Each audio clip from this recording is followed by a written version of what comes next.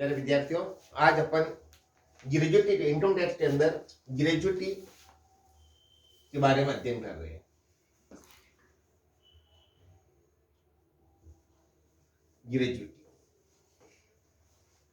Gratuity राज्य सरकार के कर्मचारी,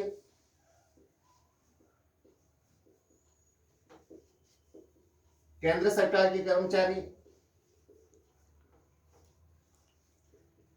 स्थानीय सत्ता के कर्मचारी एवं सुरक्षा सेवा के कर्मचारियों एवं अधिकारियों को प्राप्त ग्रेजुएटी सेवानिवृत्ति एवं मृत्यु पश्चात प्राप्त राशि पूर्णतया कर मुक्त होती है। अर्थात कोई भी राज्य सरकार का कर्मचारी है या सेंट्रल गवर्नमेंट का कर्मचारी है या स्थानीय सत्ता का कर्मचारी है, तो उनको जो प्राप्त होने वाली ग्रेजुएटी की राशि है रिटायरमेंट के समय या डेथ के समय, तो वो राशि पूर्णतया टैक्स फ्री होती है। तो फिर अन्य कर्मचारियों के लिए अन्य कर्मचारियों के लिए में दो तरह के प्रावधान लागू होते हैं। पहला, ग्रेजुएटी एक्ट 1972 लागू हो और ग्रेजुएटी एक्ट 1972 लागू नहीं हो। ग्रेजुएटी एक्ट 1972 लागू हो, ग्रेजुएटी एक्ट 1972 लागू नहीं हो, दोनों के संबंध में अलग अलग प्रावधान है। ग्रेजुएटी एक्ट 1972 उन दशा में लागू होगा जहां पर 10 से ज्यादा कर्मचारी कार्यरत है। यदि 10 से कम कर्मचारी कार्यरत है तो वहां ग्रेजुएटी एक्ट 1972 लागू नहीं होता। तो इसके अंदर प्राप्त ग्रेजुएटी की राशि, इसमें भी प्राप्त ग्रेजुएटी की राशि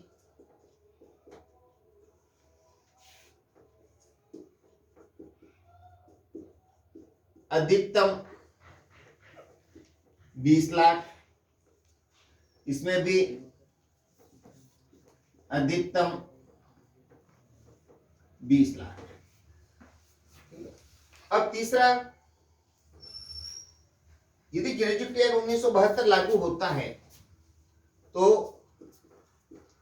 सेवा के वर्ष इंटू 15/26 इंटू अंतिम माह का वेतन प्लस डीए।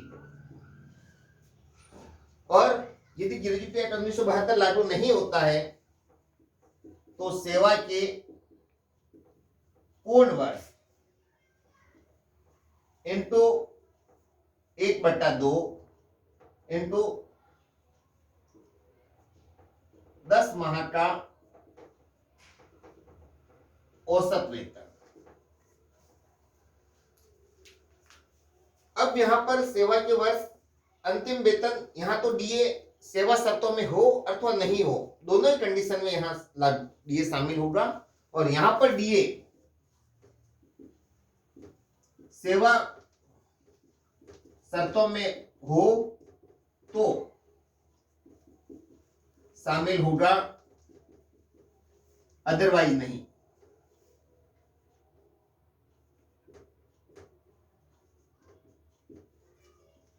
शामिल नहीं होगा। ये है ग्रेजुएटी एक्ट 1900 और दोनों में। यहां पर सेवा के वर्ष से अभिप्राय होता है 6 माह से अधिक सेवा को पूर्ण वर्ष माना जाएगा। तो ये है ग्रेजुएटी के संबंध में प्रावधान। रिटायरमेंट के समय मिलती है तो स्टेट गवर्नमेंट, सेंट्रल गवर्नमेंट, स्थानीय सरकार सत्ता के कर्मचारी, सुरक्षा सेवाओं के कर्मचारी, इनको मृत्यु या रिटायरमेंट के समय मिलने वाली ग्रेजुएटी पूर्णतः टैक्स फ्री होती है। अन्य दशाओं में यदि ग्रेजुएटी एक्ट 1972 लागू होता है तो प्राप्त ग्रेजुएटी राशि मैक्सिमम 20 लाख, सेवा के वर्ष इंटू 15/26 इंटू अंतिम माह का वेतन। जैसे देख लो, वो 15 जुलाई को रिटायरमेंट हुआ है तो पूरे जून महीने का वेतन है वो इसमें लिया जाएगा। और यहां पर यदि उसने 15 वर्ष और 11 माह की सेवा भी की है और ग्रेजुएटी एक्ट 1972 लागू नहीं होता है तो 15 वर्ष 11 माह की सेवा को 15 वर्ष ही लेंगे, 11 महीने ऊपर वाले छोड़ देंगे। ठीक है। हाँ, अब अपन एक उदाहरण लेते हैं और जिसके अनुसार अपन प्रश्न हल करते हैं। हाँ। श्री महेश ने 1 जनवरी 1983 को, अब देख लें, 83 बोले, 1 साल बढ़ाए बोले।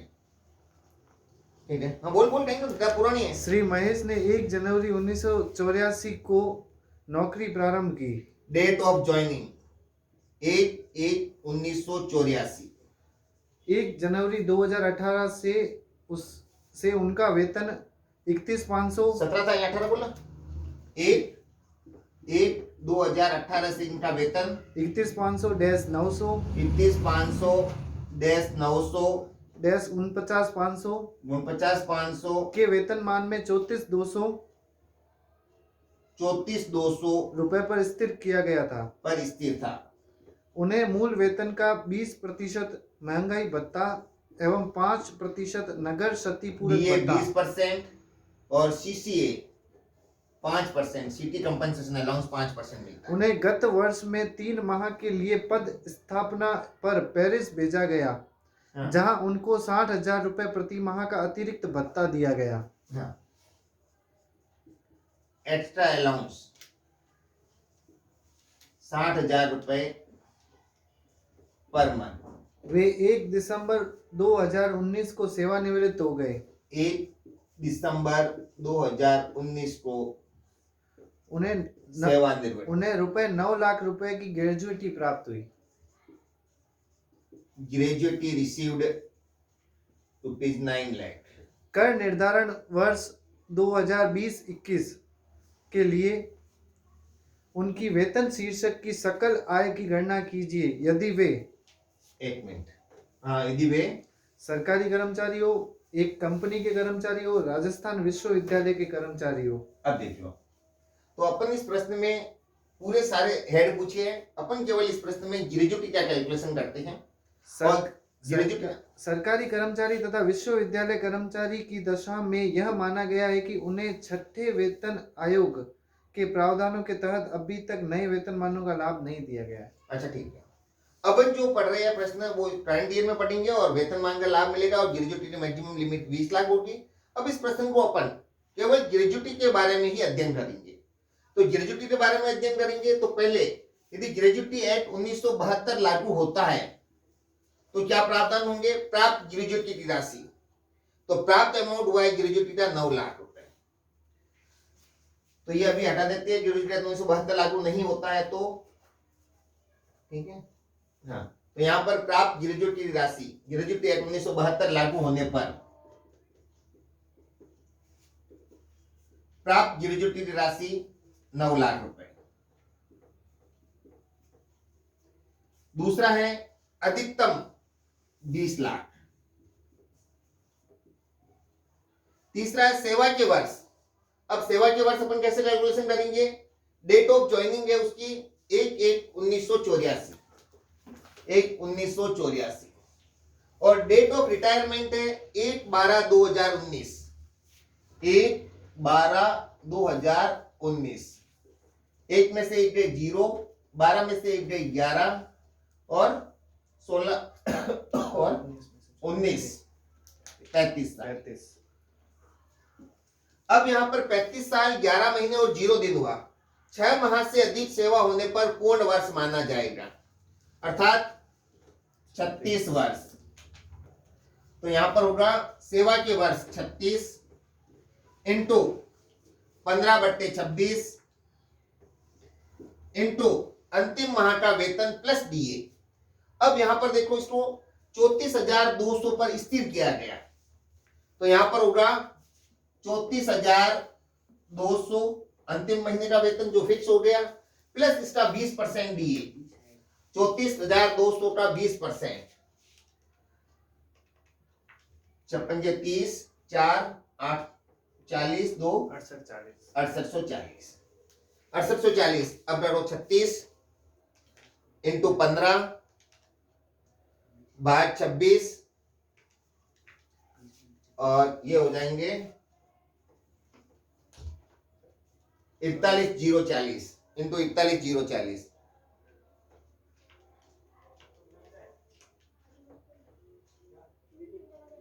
8,52,370 8,52,370 रुपए।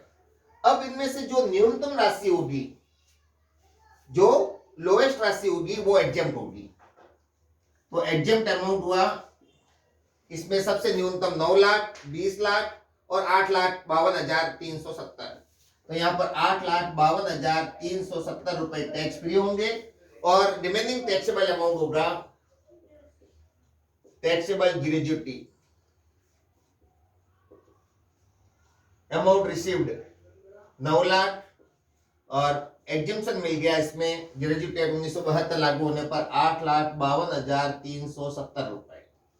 तो पीछे टैक्सेबल अमाउंट हो गया 30 4 6 10 3 7 10 6 4 10 और 9 47,630 रुपए। अब ग्रेजुटी एक्ट 1972 लागू नहीं होता है तो क्या परिणाम होंगे? ये तो 47,630 रुपए हुए। अब ग्रेजुटी एक्ट 1972 लागू नहीं होता है, हाँ, अब ये है ग्रेजुटी एक्ट 1972 लागू नहीं होता है तो क्या प्रावधान होंगे?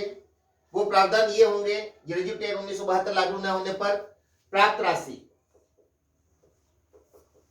राशि वही है 9 लाख रुपए। फिर उसके बाद में अधिकतम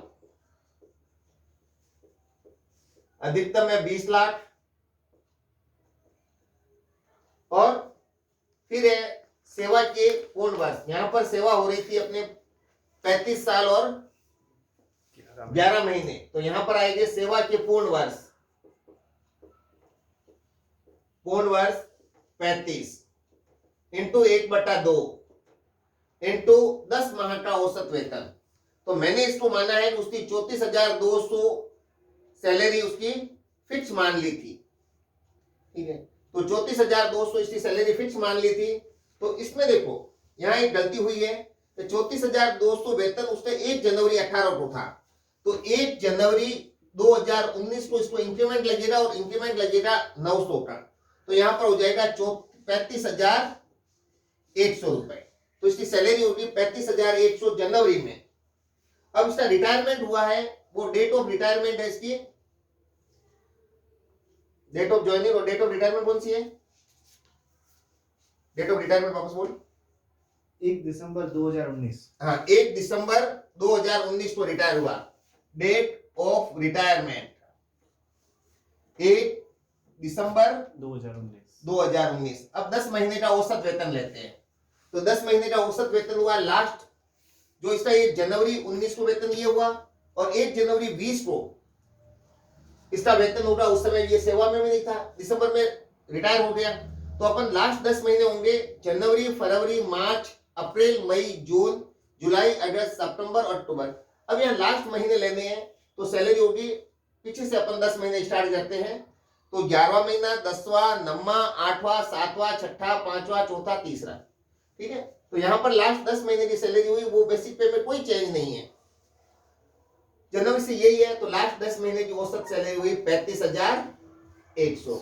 अब 35,100 हुई, अब इसके अनुसार अपना, और ये सेवा शर्तों में नहीं है इसलिए शामिल नहीं होगा, तो कैलकुलेशन करो, इतना हुआ 35 इंटू 1/2 इंटू 35,100 6,14,250 6,14,250। तो which ever is less, which ever is less, सबसे छोटा अमाउंट है वो है 6,14,250। तो टैक्सेबल अमाउंट हो जाएगा, taxable duty 9 lakh minus exemption amount 6,14,250। तो टैक्सेबल हो गया 285,750 285,750। अब देख लो, मैंने यहां पर एक गलती की है। ग्रेजुएट एक्ट 1972 में, ग्रेजुएट एक्ट 1972 में मुझे इंक्रीमेंट देना था और मैंने इंक्रीमेंट नहीं दिया, इसलिए यहाँ 34,200 के स्थान पे इंक्रीमेंट लगने के बाद इसका सैलरी बन जाएगी, वो सैलरी बनेगी 35,100। अब 35,100 का 20% दिए, 35,100 का 20% 70-20 70-20। अब इन दोनों को जोड़ो, 35,100 प्लस 70-20 42,120 42,120 इंटू 15